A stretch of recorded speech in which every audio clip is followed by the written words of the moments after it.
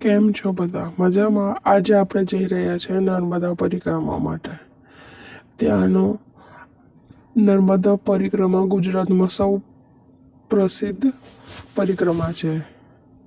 આજે આપણે તે કરવાના છે. નર્મદા પરિક્રમા ચાલુ કરતા પહેલા આપણે હરસિદ્ધિ માતાજીના મંદિરે જવાનું હોય છે.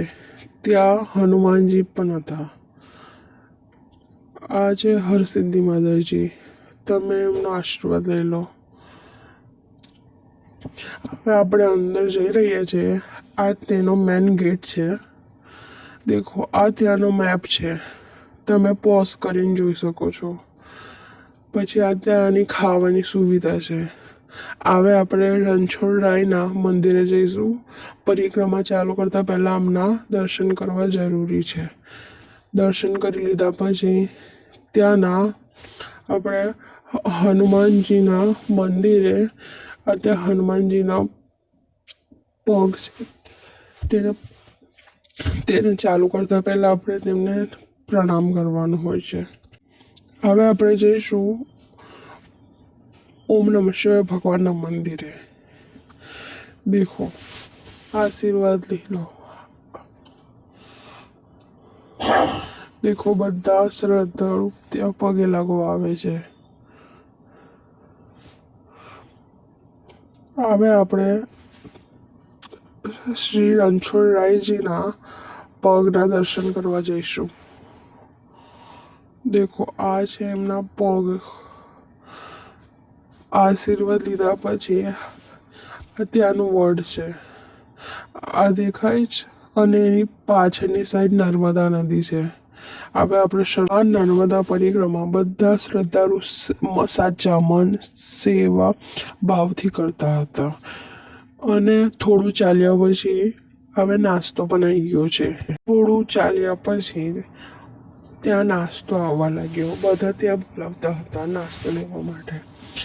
હવે આપણે મા નર્મદાના આશીર્વાદથી પરિક્રમા શરૂ કરીશું. હવે આપણે માતાજીના આશીર્વાદ લઈને પરિક્રમા શરૂ કરીએ. અમે સાંજના સમયે ગયા હતા, એટલે આ થોડું રાત જેવું દેખાય છે. આ બાજુમાં નર્મદા માં છે. નદી ત્યાંથી વહે છે.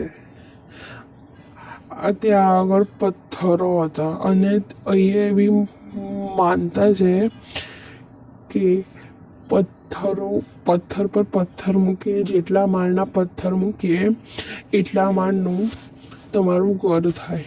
તો તમે લોકો જાઓ પરિક્રમા કરવા માટે, તો તમે પણ એવું ટ્રાય કરજો અને કહેજો, કમેન્ટમાં કહેજો કે તમારું કેટલા માળનું ઘર થયું. દેખો, આ ત્યાંનો આવો રસ્તો છે. મેં થોડું ફાસ્ટ ફોરવર્ડમાં વિડીયો કર્યો છે, એટલે આવો દેખાય છે. કેમ કે બેટરી પૂરી થઈ જાય ને એના ચાન્સ વધારે હતા, એટલે મેં આવી રીતના શૂટ કર્યું છે. પણ ત્યાંની વ્યવસ્થા બહુ સરસ હતી. અંધારું હતું એવું લાગતું જ નહોતું. અને ત્યાં સરસ મજાના મા નર્મદાના ગાયન પણ વગાડતા હતા.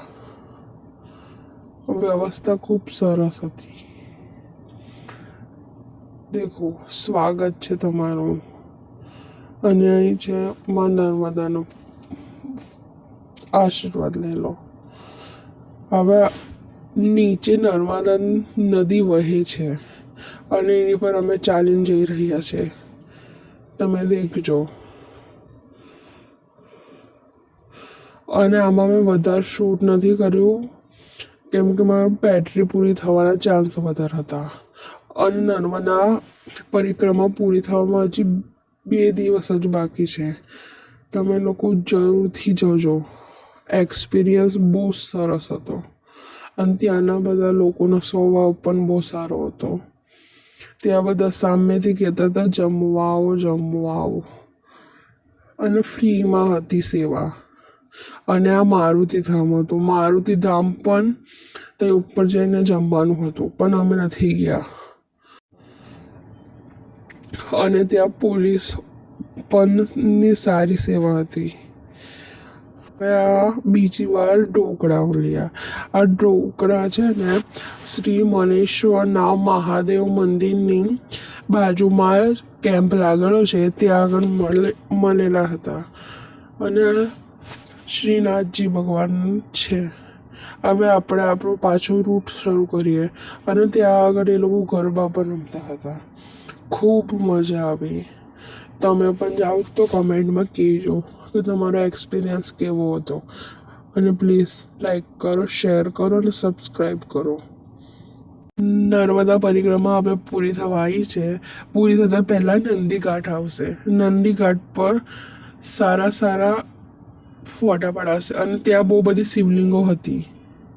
નંદી ઘાટ પૂરી થતાં જ હવે આપણે બોટ પર બેસવાનું છે.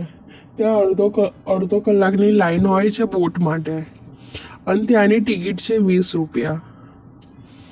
હવે આપણી પરિક્રમા પૂરી થઈ ગઈ છે. હવે આપણે અમારો નંબર આવી ગયો છે બોટ માટે. હવે આપણે પરિક્રમા પૂરી થઈ છે. લાઈક કરજો, શેર કરજો અને સબસ્ક્રાઈબ કરજો.